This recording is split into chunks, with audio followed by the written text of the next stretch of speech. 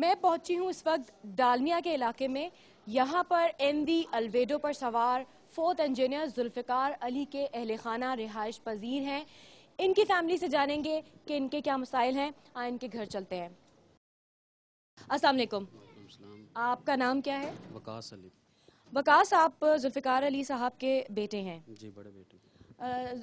वकास, ये बताइएगा कि इतने दिन हो गए, इतना माह हो गुजर गए और आपके वालिद की कोई खैर खबर नहीं मिल रही है, ठीक है? इस दौरान क्या क्या परेशानियों का सामना करना पड़ा आपको अपने वालिद साहब के हवाले से? एक घर में बड़े होने के नाते मेरे पे काफ़ी मुश्किलात हमारे घर में भी आई हुई। मैं 10 माह का टाइम में काफ़ी अरसा होता है, जिनमें मतलब एक हमारे वालिद साहब एक मतलब कमाने वाले थे और सब जितने भी बच्चे हैं और मतलब सारे स्टूडेंट हैं, सब पढ़ने वाले हैं।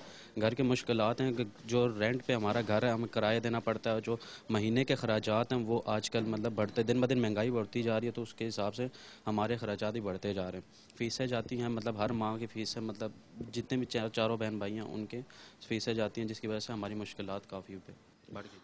अच्छा वकास, आपको यकीनन पता चला होगा कि आपके वालिद के साथ ये सान्या पेश आ गया है कि जहाज़ को यरगमाल बना लिया गया है। कितना अरसा हो गया इस बात को? कब गए थे आपके वालिद? आखिरी बार कब मुलाकात हुई थी आप लोगों की उनसे?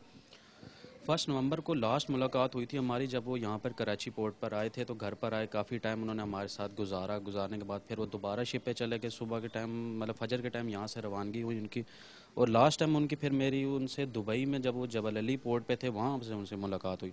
तो उन्होंने यही कहा था कि हम तकरीबन 1 महीने बाद हम इंशाल्लाह दोबारा कराची आएँगे। इतने में जब 1 महीना गुजरने के बाद मतलब काफ़ी टाइम गुजर गया, तो उनका कोई रब्ता हमसे नहीं हुआ। तो फिर हमने मतलब एजेंट से, कंपनी से रब्ता किया, तो उन्होंने कहा कि ये शिप सोमालियन पायलट्स ने मतलब हाईजैक कर ली।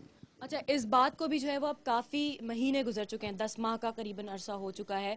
और इस दौरान आपने अपनी तरफ से क्या क्या कोशिशें की कि आपके वालिद की रिहाई बज़ियाबी मुमकिन हो सके?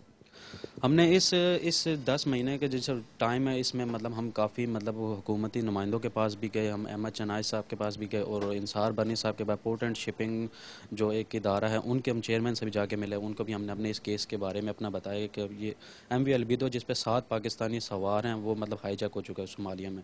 तो उन्होंने हमें ये इसी बात की मतलब यकीन दहानी करवाई थी कि मैं ये बात अपनी गवर्नमेंट से मतलब कहूँगा, तो वो जो भी देंगे, जो भी हमें कहेंगे, तो हम उसकी बेस पर आपकी मदद करेंगे। पर वहाँ से भी हमें कोई मतलब इतने खातिर ख्वाह नताइज नहीं मिले।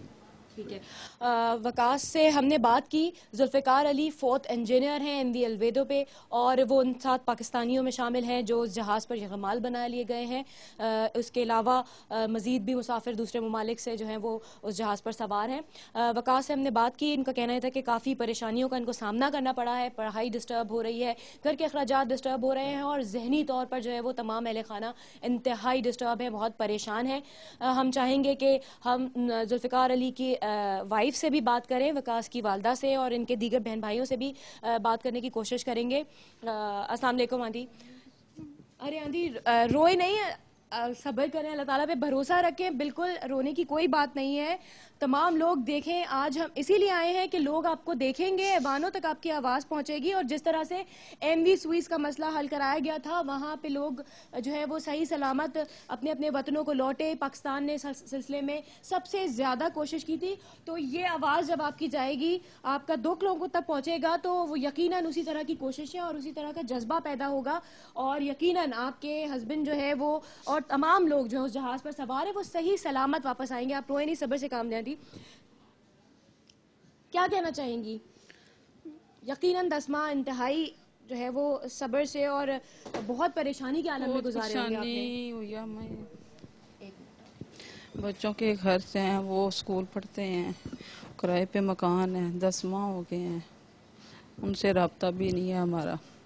वो शुगर के मरीज़ भी हैं, तो खाते रहें तो वो सही रहते हैं, ना खाएं तो फिर जो है ना उसको ज़्यादा हो जाती है।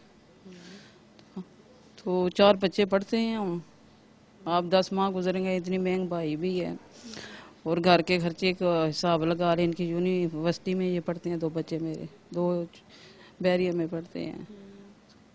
तो ये परेशानी है, तो उनकी परेशानी है, दोनों टेंशन है हमारे। तो हम किस तरह वक्त जो है गुजार रहे हैं हमें पता है। क्या इस दौरान यकीनन उनको बहुत याद किया होगा?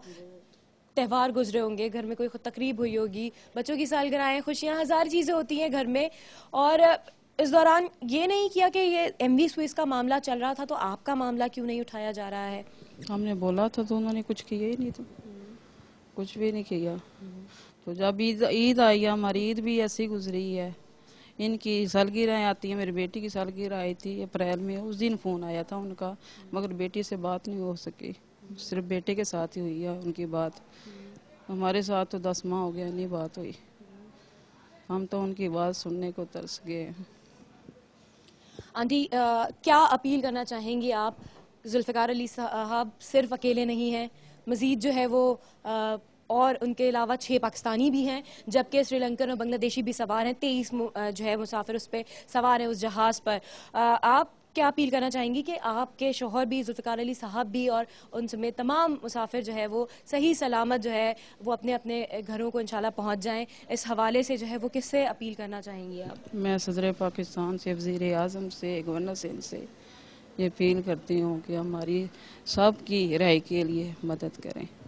जी ठीक है। मिसेस रुबीना जुल्फ़िकार अली, हमने इनसे बात की। जुल्फ़िकार अली साहब 4th इंजीनियर हैं MV अलविदो पे, और यकीनन इनके आंसू भी हमारे हुक्मरान देख रहे होंगे किस तरह से परेशान हैं ये तमाम फैमिलीज़ जिनके प्यारे जो है उस जहाज़ पर सवार हैं और जिनकी खबर नहीं है उनको।